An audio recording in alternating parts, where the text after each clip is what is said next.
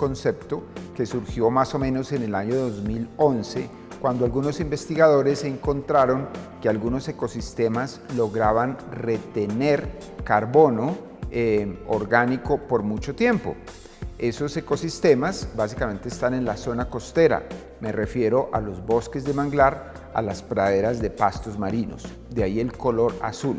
O sea, significa que es un carbono reservado, almacenado allí en estos ecosistemas y que puede durar allí almacenado por muchos años.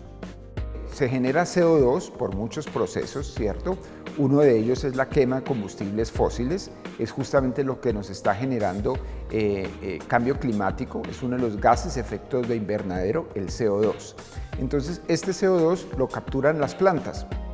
Digamos que casi todas las plantas, las que pueden hacer un proceso denominado fotosíntesis, absorben ese CO2. Ese CO2 se convierte en carbono orgánico, en la biomasa de los organismos que estamos viendo.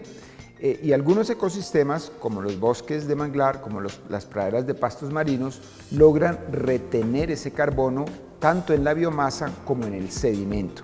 Y debido a que esos sedimentos tienen muy poco oxígeno, decimos son hipóxicos o en algunas ocasiones anóxicos, carentes de oxígeno, ese proceso de descomposición de carbono y que regrese a la atmósfera como CO2 tarda hasta miles de años. Como regresan en otros ecosistemas, básicamente como CO2. ¿Qué procesos pueden estar allí interviniendo? La respiración o la descomposición de la materia orgánica. Digamos que eso es un ciclo, son procesos, vamos a decir, naturales que han ocurrido desde el inicio de nuestra historia, ¿verdad? Lo que está ocurriendo es que hay un desbalance actualmente con el carbono.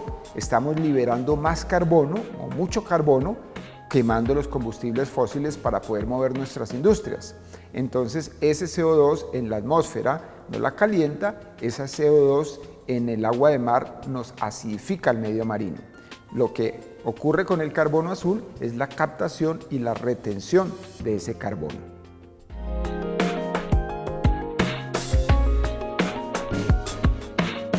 Este carbono, digamos, sirve allí como substrato, ¿cierto? Hace parte de los sedimentos y es, digamos, perfectamente natural para estos ecosistemas. Lo que puede ser dañino es que acabemos o dañemos estos ecosistemas y ahí sí estaríamos generando liberación de ese CO2. Por eso, digamos, desde la ecología del manglar se trabaja ahora en la preservación, en la conservación, en la restauración de estos ecosistemas. Básicamente por el cambio climático. Digamos, todos estamos sufriendo ahorita las consecuencias del cambio climático. Esos momentos de lluvia intensa, esos periodos de sequía intensa, pues nos están dando cuenta de que las cosas en el planeta están cambiando. Y están cambiando justamente por la forma como estamos nosotros industrializados. Entonces, debido al cambio climático, y que es muy difícil ahora negarlo, entonces se están buscando fuentes, formas de poder fijar, de poder retirarle de manera efectiva y eficiente ese CO2 a la atmósfera. De ahí que, decíamos, 2011, investigadores en Estados Unidos encuentran esa propiedad de estos ecosistemas de manglar, de ese gran almacenamiento, y entonces se vuelve esto un boom. Al punto, ahorita se habla de los servicios ecosistémicos. Uno de los servicios ecosistémicos es justamente el de la retención de carbono orgánico o el del carbono azul. Y esto ha trascendido y ahorita se habla de los bonos o créditos de carbono, que son básicamente hectáreas de manglar que se pueden, digamos, convertir en dinero en el mercado bursátil.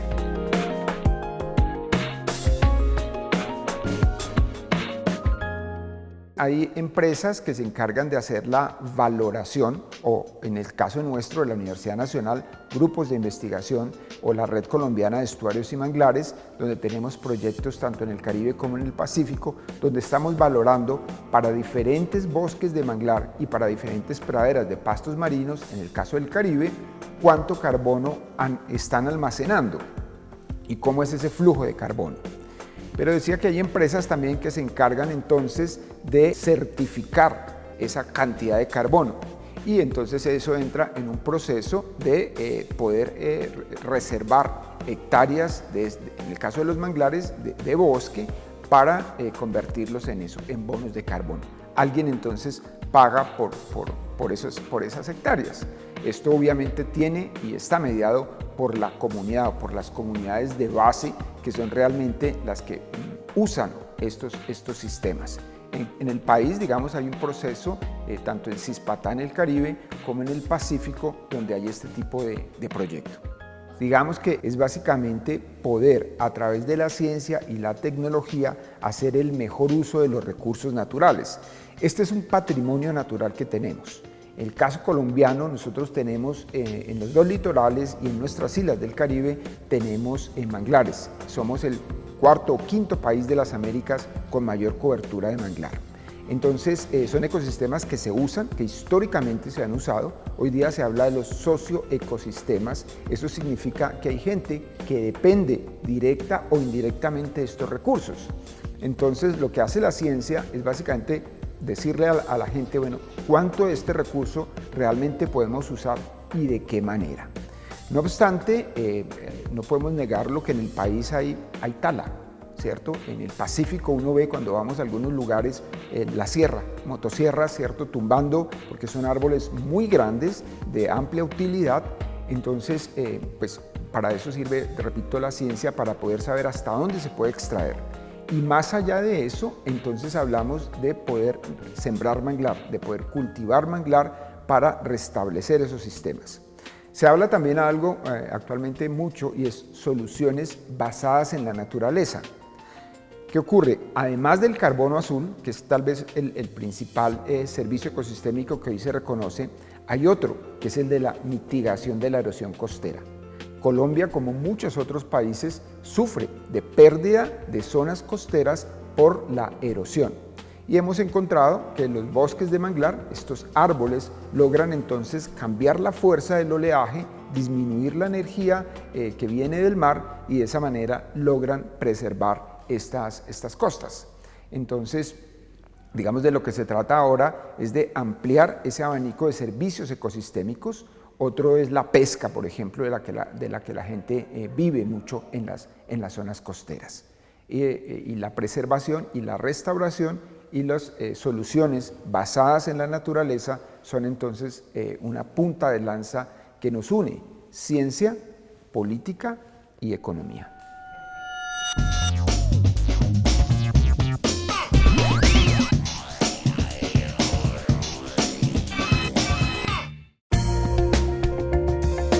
Universidad Nacional de Colombia, proyecto cultural, científico y colectivo de Nación.